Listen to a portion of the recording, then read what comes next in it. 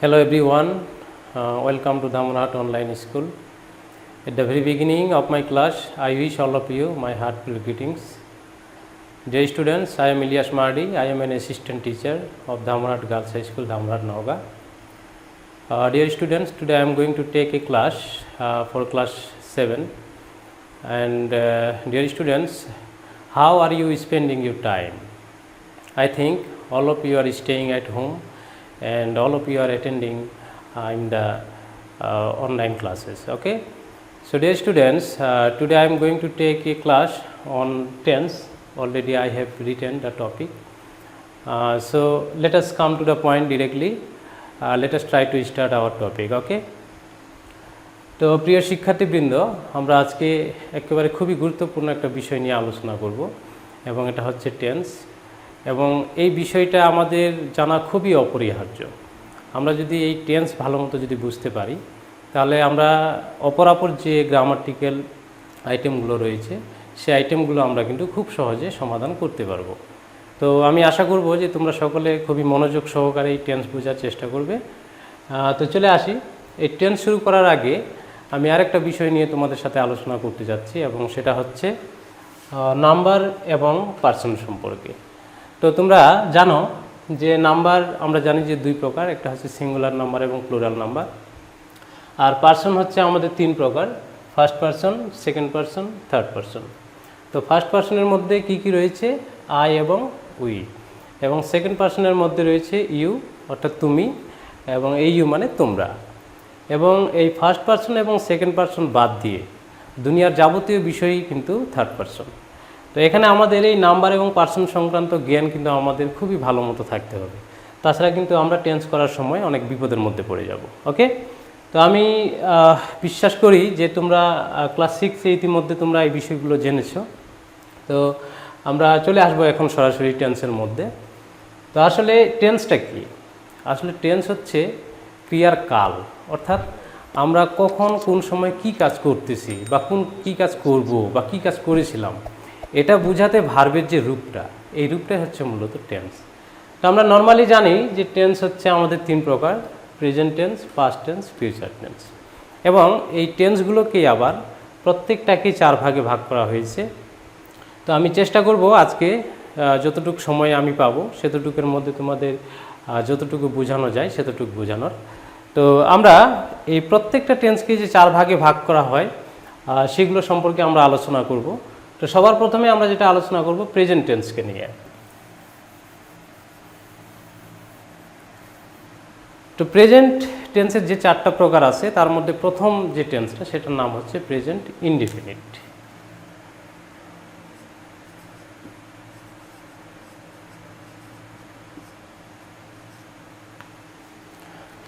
তো প্রিয় শিক্ষার্থীবৃন্দ, আমরা বোঝার চেষ্টা করি অ্যাকচুয়ালি প্রেজেন্ট ইনডিফিনিট টেন্স কোনটা। আমরা আমাদের প্রতিদিনকার কাজকর্ম যেভাবে করে থাকি, অর্থাৎ আমাদের প্রতিদিনকার যে ঘটনাগুলো ঘটে থাকে, আমরা যে ঘটনাগুলো ঘটাই বা স্বাভাবিকভাবে যে ঘটনাগুলো ঘটে থাকে আমাদের প্রাত্যহিক জীবনে, এই ঘটনাগুলোই হচ্ছে মূলত প্রেজেন্ট ইনডিফিনিট টেন্স। একটা উদাহরণ দিয়ে আমি বোঝানোর চেষ্টা করি। আমরা ভাত খাই। প্রিয় শিক্ষার্থীবৃন্দ, এই ঘটনাটা কিন্তু আমাদের সব সময় হয়, আমরা সব সময় ভাত খেয়ে থাকি, প্রতিদিনই আমরা ভাত খাই। অর্থাৎ যে ঘটনা বা কাজ সব সময় হয়ে থাকে, আমরা সব সময় করে থাকি, এই রকম ঘটনা বোঝাইতেই কিন্তু প্রেজেন্ট ইনডিফিনিট টেন্স হয়। এবং এই প্রেজেন্ট ইনডিফিনিট টেন্সটা আমরা কিভাবে গঠন করব, আমি স্ট্রাকচার বা গঠন আমি তোমাদেরকে দিব না, কিন্তু এটা কিভাবে হচ্ছে এই সেন্টেন্সটা লিখে তোমাদেরকে অ্যানালাইসিস করে দেব, অর্থাৎ তোমাদেরকে বিশ্লেষণ করে দেব। ওকে, তো সবার প্রথমে আমাদেরকে যেটা করতে হবে, প্রথমে সাবজেক্ট আমাদেরকে দিতে হবে। তো আমরা এখানে সাবজেক্ট আমরা উই দিব। এরপরে যে ভার্বটা থাকবে, অর্থাৎ যে ক্রিয়াপদটা থাকবে, সেই ক্রিয়াপদের যে ইংরেজিটা সেটার আমরা প্রেজেন্ট ফর্মটা ব্যবহার করব, অর্থাৎ V1টা ব্যবহার করব। আমি এখানে লিখেছি, তোমরা দেখতেই পাচ্ছ যে একটা ভার্বের মূলত তিনটা ফর্ম থাকে, একটা হলো V1, একটা হলো V2 এবং আরেকটা হলো V3। তো আমরা ঠিক খাওয়া ইংরেজি হচ্ছে ইট,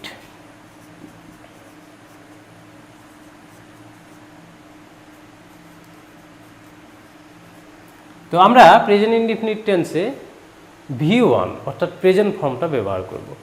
তাহলে উই ইট রাইস, এরপরে আমরা অবজেক্ট ব্যবহার করব। অর্থাৎ পৃথিবীতে যত প্রেজেন্ট ইনডিফিনিট টেন্স হবে ঠিক এই ফর্মুলা অনুসরণ করে আমাদেরকে করতে হবে। অর্থাৎ সবার প্রথমে আমাদেরকে দিতে হবে সাবজেক্ট, সাবজেক্টের পরে V1 দিতে হবে অর্থাৎ প্রেজেন্ট ফর্ম দিতে হবে, এরপরে অবজেক্ট বা বাকি অংশ আমাদেরকে দিতে হবে। ঠিক আছে? এখন এই প্রেজেন্ট ইনডিফিনিট টেন্সের মধ্যে একটা বিষয় ব্যতিক্রম রয়েছে, এই ব্যতিক্রম বিষয়টা আমাদেরকে অবশ্যই জানতে হবে। সেটা হচ্ছে যদি সাবজেক্টটা থার্ড পারসন সিঙ্গুলার নাম্বার হয়, মনে করো যে আমি এখানে আমরার পরিবর্তে সে দিলাম, যে সে ভাত খায়, তাহলে এখানে যে সাবজেক্টটা আমরা ব্যবহার করব সেটা হচ্ছে সে। তাহলে সে মানে হচ্ছে আমরা হি বা শি ব্যবহার করব। এরপরে মূল ভার্বের প্রেজেন্ট ফর্ম যদি আমরা দেই ইট, তো এখানে এই ইটের সাথে আমাদেরকে এস বা ইএস যুক্ত করতে হবে। অর্থাৎ সাবজেক্ট যদি থার্ড পারসন সিঙ্গুলার নাম্বার হয় তাহলে ভার্বের শেষে আমাদেরকে এস, ইএস অথবা আইএস যুক্ত করতে হবে। তাহলে হি ইটস রাইস। আমরা যেখানেই third person singular number subject পাবো বা আমরা যখন কোনো একটা বাক্য গঠন করতে যাব তখন আমাদেরকে দেখতে হবে যে ওই সাবজেক্টটা যদি থার্ড পারসন সিঙ্গুলার নাম্বার হয় তাহলে ভার্বের সাথে আমাদেরকে এস অথবা ইএস যুক্ত করতে হবে। এবং এই নিয়মটা অবশ্যই খুবই ভালো মতো মনে রাখতে হবে, কারণ এটা প্রায় অনেক স্টুডেন্টরাই ভুল করে। এই থার্ড পারসন থাকা সত্ত্বেও অনেকে এস বা ইএস যুক্ত করে না, যার কারণে এই সেন্টেন্সটা কিন্তু সঠিক হয় না। ওকে, তো প্রিয় শিক্ষার্থীবৃন্দ, তোমরা চেষ্টা করবে যে কোনো প্রেজেন্ট ইনডিফিনিট টেন্স তোমরা যখন গঠন করতে যাচ্ছ তখন সবার প্রথমে তোমরা সাবজেক্ট, এরপরে V1 অর্থাৎ প্রেজেন্ট ফর্ম দিবে, তারপরে অবজেক্ট দিতে হবে। ওকে, তো প্রিয় শিক্ষার্থীবৃন্দ, আমরা এই বাক্যগুলোরই আমরা যদি নেগেটিভ করি অর্থাৎ না বোধক বাক্য যদি তৈরি করি তাহলে কিভাবে তৈরি করব? ধরো এই বাক্যটাকে আমরা নেগেটিভ করব। তাহলে আমরা ভাত খাই, তাহলে এটা আমরা যদি নর্মালি বাংলা বলি নেগেটিভে, তাহলে আমরা ভাত খাই না। তাহলে এই বাক্যটাকে যখন আমরা নেগেটিভ করতে যাব তখন আমরা প্রথমত সাবজেক্ট ব্যবহার করব। সাবজেক্ট ব্যবহার করার পরে সাহায্যকারী ভার্ব হিসেবে ডু নট ব্যবহার করব, ডু নট অথবা ডাজ নট। তো আমাদের এই জায়গাটাতে ডু নট ব্যবহার করব, এবং যদি subject third person singular number হয় তাহলে সেক্ষেত্রে ডাজ নট ব্যবহার করব। আমি সেই উদাহরণটাও দিচ্ছি তোমাদেরকে। তাহলে we do not eat rice. আমরা প্রেজেন্ট ইনডিফিনিট টেন্স যখন নেগেটিভ করব আমাদের মাথায় সবসময় মনে রাখতে হবে যে সাহায্যকারী ভার্ব ছাড়া কিন্তু কখনোই কোনো নেগেটিভ, কোনো ইন্টারোগেটিভ সেন্টেন্স বা নেগেটিভ ইন্টারোগেটিভ সেন্টেন্স কিন্তু তৈরি করা যায় না। তো আমাদের প্রেজেন্ট ইনডিফিনিট টেন্সের মধ্যে কোনো ধরনের সাহায্যকারী ভার্ব নর্মালি থাকে না, যার কারণে আমরা যখন কোনো নেগেটিভ বাক্য তৈরি করব তখন আমাদেরকে অবশ্যই এখানে ডু নট অথবা ডাজ নট ব্যবহার করতে হবে। ধরো এই বাক্যটার মধ্যে সাবজেক্ট যদি হি হইতো, অর্থাৎ আমরা যদি উইর পরিবর্তে আমরা যদি হি ব্যবহার করি, সেক্ষেত্রে কিন্তু আমরা নেগেটিভ করার সময় ডাজ নট ব্যবহার করব। He does not eat rice. Okay, তো এই বিষয়গুলো আমাদেরকে মাথায় রাখতে হবে যে সাবজেক্ট আমাদের কি হচ্ছে, ফার্স্ট পারসন হচ্ছে নাকি সেকেন্ড পারসন হচ্ছে নাকি থার্ড পারসন হচ্ছে। শুধুমাত্র থার্ড পারসন সিঙ্গুলার নাম্বার হলে পরে আমরা ডাজ নট ব্যবহার করব। আর সাধারণ যে সেন্টেন্সটা আমি তৈরি করলাম সেখানে সাবজেক্ট যদি থার্ড পারসন সিঙ্গুলার নাম্বার হয় তাহলে এস বা ইএস যুক্ত করব অথবা আইএস যুক্ত করব। ওকে ওকে, এবারে আমরা এই সেন্টেন্সটাকেই যদি আমরা ইন্টারোগেটিভ করি, অর্থাৎ এই বাক্যটাকে আমরা যদি প্রশ্নবোধক বাক্যে রূপান্তর করি তাহলে কিভাবে করব? আমি সংক্ষিপ্তভাবে লিখতেছি ইন্টারোগেটিভ। এই বাক্যটাকে আমরা এখন প্রশ্নবোধক বাক্যে তৈরি করব। তাহলে আমাদেরকে সেই সাহায্যকারী ভার্ব আমাদেরকে নিয়ে আসতে হবে। তাহলে সাহায্যকারী ভার্ব হিসেবে আমরা এখানে ডু ব্যবহার করব। Do we eat rice. আমরা কি ভাত খাই? আমি বাংলা লিখতেছি না, তোমাদেরকে বলতেছি, তোমরা বোঝার চেষ্টা করবে। তো আমাদের কোনো ইন্টারোগেটিভ সেন্টেন্স যখন আমরা করতে যাব তখন অবশ্যই প্রেজেন্ট ইনডিফিনিট টেন্সের ক্ষেত্রে আমাদেরকে ডু অথবা ডাজ দিয়ে করতে হবে।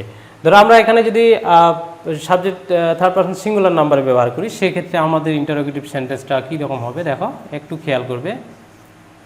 ডাজ হি ইট রাইস, অর্থাৎ এখানে আমরা subject third person singular number হওয়ার কারণে এখানে আমি ডাজ ব্যবহার করেছি বা আমরা ব্যবহার করব। ওকে, তো এখানকার যে মৌলিক যে বিষয়টা সেটা মাথায় রাখবে যে আমার সাবজেক্টটা কি হচ্ছে, সাবজেক্ট অনুযায়ী কিন্তু আমার এই ডু এবং ডাসের ব্যবহারটা আছে। আমাদের যদি দে হয়, subject third person plural number যদি হয়, সেক্ষেত্রে কিন্তু ডাস ব্যবহার করতে পারবো না, সেক্ষেত্রে কিন্তু ডুই ব্যবহার করব। Only subject third person singular number যদি হয়, সেক্ষেত্রেই শুধুমাত্র আমরা এই ডাস কথাটা ব্যবহার করতে পারবো। ওকে ওকে, এবারে ঠিক এই সেন্টেন্সটাই যদি আমাদের নেগেটিভ ইন্টারোগেটিভ হয়, অর্থাৎ না বোধকও থাকবে, নেগেটিভ প্লাস ইন্টারোগেটিভ, অর্থাৎ না বোধক প্রশ্নবোধক দুটোই থাকবে, এইরকম যদি অর্থ বোঝায়, সেক্ষেত্রে আমরা বাক্যটা কিভাবে করব। ধরো আমরা কি ভাত খাই না, ঠিক নেগেটিভও থাকবে এবং ইন্টারোগেটিভও থাকবে, অর্থাৎ না বোধকও থাকবে, প্রশ্নবোধকও থাকবে। আমরা কি ভাত খাই না, আমি বাংলা লিখতেছি না, তবে তোমাদেরকে বোঝানোর চেষ্টা করতেছি, তোমরা বোঝার চেষ্টা করবে। ওকে, তো আমরা কি ভাত খাই না, এই বাক্যটাকে যদি আমরা নেগেটিভ ইন্টারোগেটিভ ইংরেজি করি, সেক্ষেত্রে ডু নট, অর্থাৎ নেগেটিভ ইন্টারোগেটিভের শুরুতে আমাদেরকে ডু নট বা ডাজ নট ব্যবহার করতে হবে। তবে কথা একটাই যে subject third person singular number হলে পরেই শুধুমাত্র আমরা ডাজ বা ডাজ নট কথাটা ব্যবহার করব, এই অক্সিলারি ভার্বটা ব্যবহার করব। ওকে, তাহলে do not we eat rice, do not we eat rice, অর্থাৎ আমাদেরকে প্রথমেই সাহায্যকারী ভার্বটা দিতে হবে।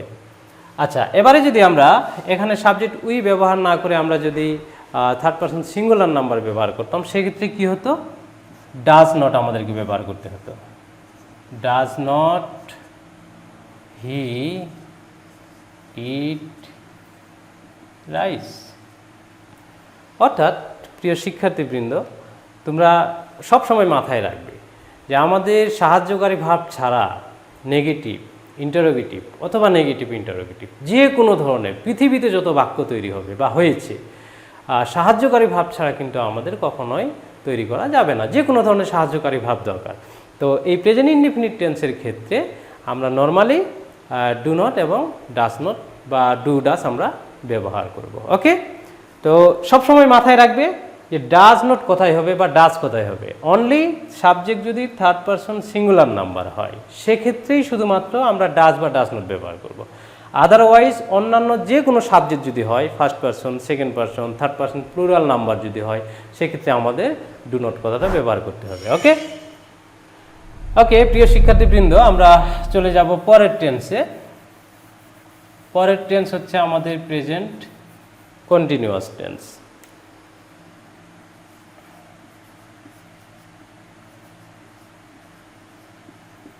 প্রেজেন্ট কন্টিনিউয়াস টেন্স, এবারে তোমাদেরকে সংজ্ঞাটা বা ডেফিনেশনটা আমি বলতেছি। প্রেজেন্ট কন্টিনিউয়াস টেন্সটা হচ্ছে সেই টেন্স যে টেন্স দ্বারা বর্তমানে কোনো একটা ঘটনা ঘটতেছে বা চলতেছে, এরকম কোনো কিছুকে বোঝাবে। ধরো আমি তোমাদেরকে ইংরেজি শিখাচ্ছি, এই ঘটনা বা কাজটা এই মুহূর্তে চলতেছে, তোমরা এখন আমার ক্লাসটা দেখতেছো বা অংশগ্রহণ করতেছো, তাহলে এই ঘটনা বা কাজটা চলমান আছে। এক কথায় যে ঘটনা বা কাজ ঠিক এই মুহূর্তে চলতেছে, যে কোনো ধরনের বাক্য হতে পারে। তো আমরা একটা বাংলা একটা বাক্য দেখি যে আগের বাক্যটাকে আমি যদি প্রেজেন্ট কন্টিনিউয়াস করি তাহলে কি হচ্ছে দেখো, আমরা ভাত খাইতেছি। আমরা যদি বাংলা করি ঠিক এইভাবে হবে, আমরা ভাত খাইতেছি, অর্থাৎ আমাদের ভাত খাওয়ার কাজটা চলতেছে। পৃথিবীতে যে কোনো প্রেজেন্ট কন্টিনিউয়াস টেন্স আমরা যখন গঠন করতে যাব, তখন আমাদের মাথায় রাখতে হবে যে ঘটনাটা মনে হয় এই মুহূর্তেই চলতেছে, এরকম যখন বোঝাবে তখনই কিন্তু প্রেজেন্ট কন্টিনিউয়াস টেন্সটা হবে। তো এই বাক্যটাকে আমরা যখন ইংরেজি করব, এবং তোমরা একটা জিনিস খেয়াল রাখবে যে বাংলা ক্রিয়াপদের শেষে তেছি, তেছো, তেছেন এটা কিন্তু থাকবে। হ্যাঁ, তো এটাকে যখন আমরা ইংরেজি করব তখন সবার প্রথমে আমাদেরকে সাবজেক্ট অবশ্যই দিতে হবে। সাবজেক্ট দেওয়ার পরে সেই সাবজেক্ট অনুযায়ী আমাদেরকে সাহায্যকারী ভার্ব হিসেবে এম, ইজ, আর এই তিনটার মধ্যে সাবজেক্ট অনুযায়ী যে কোনো একটা ব্যবহার করতে হবে। আমি উদাহরণ দিচ্ছি, উদাহরণ অনুযায়ী তোমরা বোঝার চেষ্টা করবে এবং মনে করবে যে এই একটা উদাহরণই কিন্তু একটা গঠন প্রণালী। অর্থাৎ আমি গঠন তোমাদেরকে লিখে দিচ্ছি না, কিন্তু এই উদাহরণটাই তোমরা মনে করবে যে একটা গঠন। ওকে, তো উইয়ের সাথে আমাদের আর যাবে, এই জন্য আমরা আর দিলাম, উই আর। এরপরে যে মূল ভার্বটা দেওয়া আছে অর্থাৎ খাইতেছি অর্থাৎ খাওয়া, এই মূল ভার্বের প্রেজেন্ট ফর্মের সাথে অর্থাৎ V1 এর সাথে আমাদের আইএনজি যুক্ত করতে হবে। ওকে, তো উই আর ইটিং ভাত অর্থাৎ রাইস, আমরা ভাত খাইতেছি। ওকে, আমরা এইভাবে বহু বহু উদাহরণ আমরা একটু তৈরি করতে পারবো। ধরো আমি যদি প্লে দিয়ে যদি একটা উদাহরণ তৈরি করি, তাহলে আমরা ফুটবল খেলতেছি, ঘটনাটা এখনই চলতেছে এরকম আমার মনে হচ্ছে। তাহলে আমরা ফুটবল খেলতেছি, তাহলে আমরা ইংরেজি করলে কি হবে? We are playing football. আবার যদি আমি বলি যে আমরা বাজারে যাইতেছি, তাহলে we are going to market. তো এখানে আমরা সাবজেক্ট চেঞ্জ হবে, আমাদের সাবজেক্ট অনুযায়ী সাহায্যকারী ভার্বগুলোও চেঞ্জ হবে। অর্থাৎ এম, ইজ, আর যে ব্যবহারটা এটা আমাদেরকে সাবজেক্ট অনুযায়ী করতে হবে। তারপরে একটু বলে নেই, আয়ের সাথে সবসময় এম যাবে এবং যে কোনো ধরনের প্লুরাল নাম্বারের সাথে আমাদের আর যাবে এবং যে কোনো ধরনের সিঙ্গুলার নাম্বারের সাথে আমাদের ইজ যাবে। ওকে, এবারে এই বাক্যটাকেই মনে করো যে আমরা নেগেটিভ করব, অর্থাৎ আমরা ভাত খাইতেছি না। সেক্ষেত্রে আমাদের ইংরেজিটা কী রকম হবে একটু খেয়াল করবে, উই আর নট। ঠিক এই সাহায্যকারী ভার্বের পরপরই আমাদেরকে নট দিতে হবে। এই বাক্যটার মধ্যে যেহেতু সাহায্যকারী ভার্ব আছে, যার কারণে আমাদের আর অন্য কোনো সাহায্যকারী ভার্ব আনার এখানে দরকার নেই। যেমনটা আমরা আগের টেন্সে এনেছিলাম, প্রেজেন্ট ইনডিফিনিট টেন্সের মধ্যে কোনো ধরনের সাহায্যকারী ভার্ব ছিল না, যার কারণে আমরা ডু নট বা ডাজ নট এটা নিয়ে আনছিলাম। কিন্তু এখানে আমাদের যেহেতু সাহায্যকারী ভার্ব দেওয়া আছে, যার কারণে আমাদেরকে আর অন্য কোনো জায়গায় থেকে সাহায্যকারী ভার্ব আনার দরকার নেই। তাহলে we are not eating rice, negative হয়ে গেল। ঠিক এই বাক্যটাকে যদি এখন আবার ইন্টারোগেটিভ করি অর্থাৎ প্রশ্নবোধক বাক্যে যদি রূপান্তর করি, তাহলে আমাদের কেমন হবে? বাংলাটা যদি বলি একটু, আমরা কি ভাত খাইতেছি, আমরা কি ভাত খাইতেছি। তাহলে সাহায্যকারী ভার্বটা আমাদের এখানে একটু লিখে রাখি নেগেটিভ তোমাদের বোঝার সুবিধার্থে। এরপরে আমাদের ইন্টারোগেটিভ যদি করি সেন্টেন্সটাকে, আমি বাংলা লিখতেছি না কিন্তু বাংলা তোমাদেরকে বলতেছি যে আমরা কি ভাত খাইতেছি। সেক্ষেত্রে আমাদের প্রথমেই সাহায্যকারী ভার্বটা দিতে হবে আর তারপরে আমরা সাবজেক্ট দিব উই, আর উই ইটিং রাইস, আর উই ইটিং রাইস। মানে আমরা যে কোনো ধরনের প্রেজেন্ট কন্টিনিউয়াস টেন্সের নেগেটিভ যখন করব ঠিক এই সূত্র ধরেই করতে হবে। যে কোনো প্রেজেন্ট কন্টিনিউয়াস টেন্স আমরা যখন প্রেজেন্ট কন্টিনিউয়াস টেন্সের ইন্টারোগেটিভ করব তখন আমাদের ঠিক এই সূত্র ধরেই আমাদেরকে করতে হবে। ওকে, এবারে আমরা যদি নেগেটিভ ইন্টারোগেটিভ করি, নেগেটিভ প্লাস ইন্টারোগেটিভ, সেক্ষেত্রে আমি বাংলা বাক্যটা বলতেছি, আমরা কি ভাত খাইতেছি না, আমরা কি ভাত খাইতেছি না। তাহলে আমরা যখন ইংরেজি করব তখন সাহায্যকারী ভাবটা আগে দিব, are not we eating rice.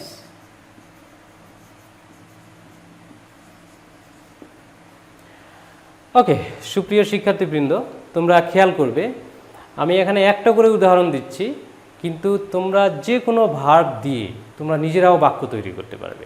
এবং এই যে গঠনটা, এই গঠনটা তোমাদেরকে মাথায় রাখতে হবে, কারণ এই গঠনগুলো তোমরা যদি মনে রাখতে পারো, তোমাদের পরবর্তীতে যখন অন্যান্য গ্রামাটিক্যাল যে বিষয়গুলো আছে, হয়তো ভয়েস করবে বা ন্যারেশন করবে, ঠিক সেই সময়ে তোমাদের এই গঠনগুলো যদি জানা না থাকে, তোমরা যদি টেন্সগুলো যদি চিনতে না পারো, তাহলে কিন্তু সেই ভয়েস বা সেই ন্যারেশনগুলো তোমরা সহজে বুঝতে পারবে না বা করতে পারবে না।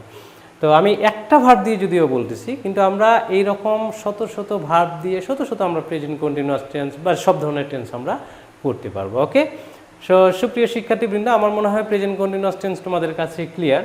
তারপরেও আমি তোমাদেরকে ঠিক প্লে দিয়ে যদি আমি বলি যে তাহারা ফুটবল খেলতেছে, তার মানে তাদের খেলার কাজটা চলতেছে। তো আমরা কিভাবে তৈরি করব? প্রথমে সাবজেক্ট দিব।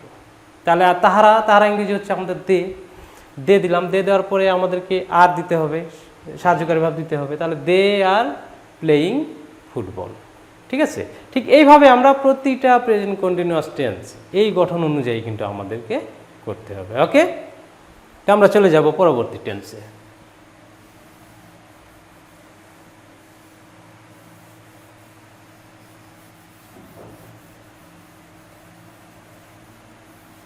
Present perfect tense. Present perfect. Okay, present perfect টেন্সটা হচ্ছে এমন একটা টেন্স যে ঘটনা বা কাজটা ঠিক এইমাত্র শেষ হয়েছে, কিন্তু তার ফলটা এখনো বিদ্যমান রয়েছে। আমি একটা উদাহরণ দিয়ে বোঝানোর চেষ্টা করি। আমরা ভাত খেয়েছি।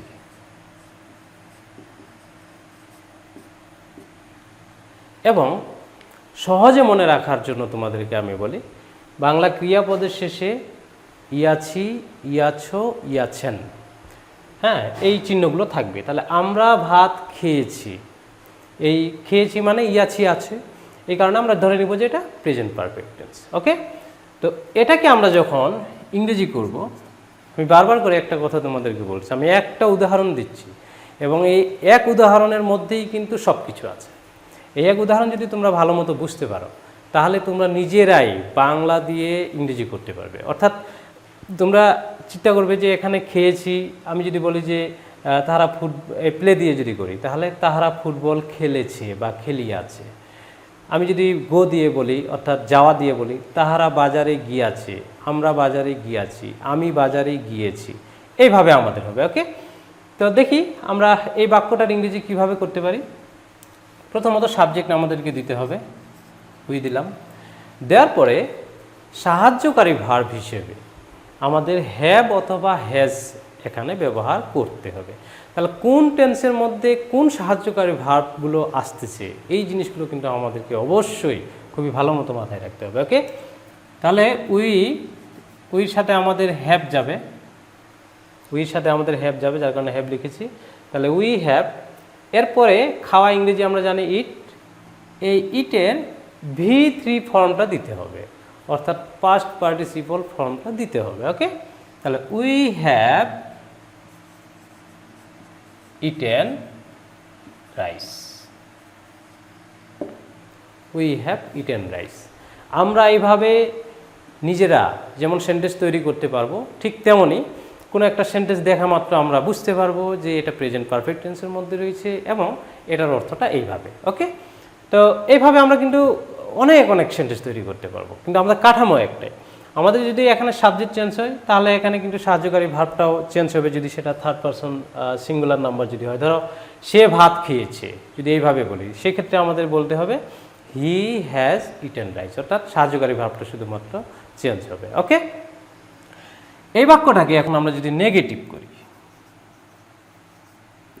আমি প্রতিটা টেন্সেরই নেগেটিভ ইন্টারোগেটিভ আমি করে দিচ্ছি। তোমরা অবশ্যই বোঝার চেষ্টা করবে। আমার মনে হয় যে তোমাদের কাছে ক্লিয়ার হচ্ছে বিষয়গুলো।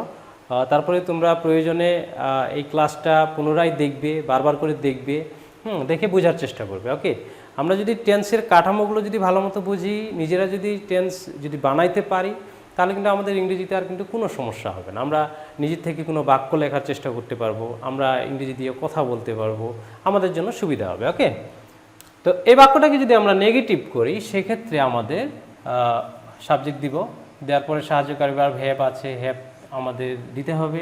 তাহলে আমরা যদি ঠিক বাংলা বলি এটাকে নেগেটিভ করে, যে আমরা ভাত খেয়েছি, এটাকে যদি নেগেটিভ করি, তাহলে আমরা ভাত খাইনি, আমরা ভাত খাইনি, নি কথাটা থাকবে, বা খাই নাই এইরকম কথাটা আসবে। ওকে, তাহলে we have not eaten rice. আমাদের যখন নেগেটিভ হচ্ছে এই প্রেজেন্ট পারফেক্ট টেন্সটা একটু খেয়াল করবে তোমরা। যখন নেগেটিভ হবে তখন কিন্তু বাংলা ক্রিয়াপদের শেষে এই খেয়েছি কথাটা যে আছে ওটা কিন্তু আর থাকতেছে না। যেমন আমরা এটাকে যখন নেগেটিভ করতেছি, আমরা ভাত খেয়েছি, এটাকে যখন নেগেটিভ করব, আমরা ভাত খাই নাই বা আমরা ভাত খাইনি, এইরকম কিন্তু আমাদের বাংলাটা হবে। ওকে, তো এই বাক্যটাকে আমরা যখন ইন্টারোগেটিভ করব, অর্থাৎ প্রশ্নবোধক বাক্যে যখন রূপান্তর করব, আমরা কি ভাত খেয়েছি, তখন কিন্তু খেয়েছি কথাটা থাকবে। ওকে, আমরা কি ভাত খেয়েছি, তো এটাকে যখন আমরা ইন্টারোগেটিভ করব ইংরেজি দিয়ে, তখন প্রথমেই সাহায্যকারী ভাবটা আগে দিব। ওকে, হ্যাভ, তারপরে আমরা সাবজেক্টটা দিব। হ্যাভ উই ইটেন, এইদিকে যা আছে তাই হবে। ওকে, হ্যাভ উই ইটেন রাইস। ওকে, এবার এই বাক্যটাকে আমি যদি নেগেটিভ ইন্টারোগেটিভ করি, নেগেটিভ প্লাস ইন্টারোগেটিভ, সেক্ষেত্রে বাংলা যদি বলি সেক্ষেত্রে কী হচ্ছে একটু খেয়াল করো। আমরা কি ভাত খাই নাই, তাহলে এই বাক্যটার মধ্যে আমাদের নেগেটিভ আছে এবং ইন্টারোগেটিভ আছে, অর্থাৎ না বোধকও আছে, প্রশ্নবোধকও আছে। তো আমরা কি ভাত খাই নাই, এটা যখন আমরা ইংরেজি করব সেক্ষেত্রে আমাদের সবার প্রথমেই সাহায্যকারী ভাব তো লাগবেই। আমি প্রথমেই তোমাদেরকে বলেছি যে সাহায্যকারী ভাব ছাড়া, অর্থাৎ অক্সিলারি ভাব ছাড়া আমরা কিন্তু কোনোভাবেই কোনো নেগেটিভ বা ইন্টারোগেটিভ বা নেগেটিভ ইন্টারোগেটিভ সেন্টেন্স কিন্তু তৈরি করতে পারবো না। ওকে, তো আমরা এটাকে নেগেটিভ ইন্টারোগেটিভ করার ক্ষেত্রে have not we eaten rice. অর্থাৎ প্রিয় শিক্ষার্থীবৃন্দ, আমি আবারও তোমাদেরকে মনে করে দিতে যাচ্ছি যে এই যে একটা সেন্টেন্স, এই প্রেজেন্ট পারফেক্ট টেন্স আমরা দুনিয়াতে যে কোনো সেন্টেন্সে আমরা প্রেজেন্ট পারফেক্টে করতে যাই না কেন, আমাদের কাঠামো এটাই। এই পৃথিবী জুড়ে প্রেজেন্ট পারফেক্ট টেন্স যদি আমাদেরকে তৈরি করতে হয় বা যারা তৈরি করবে তাদেরকে কিন্তু এই কাঠামো অনুসরণ করেই কিন্তু করতে হবে। তো আমাদের বাংলা দিয়ে যদি আমরা একটু বুঝে থাকি তাহলে আমাদের করতে একটু সুবিধা হবে, যার কারণে আমি বাংলা সহ তোমাদেরকে লিখে দিয়েছি। ওকে, তো সুপ্রিয় শিক্ষার্থীবৃন্দ, আমাদের সময় স্বল্পতার কারণে এখানে ক্লাস শেষ করতে হচ্ছে। তবে পরবর্তী যে টেন্সগুলো রয়েছে বা নিয়মগুলো রয়েছে আমরা পরবর্তী ক্লাসে আবারও আলোচনা করব। ওকে, তো সবাইকে ধন্যবাদ জানিয়ে আমি আমার ক্লাস শেষ করছি। ওকে।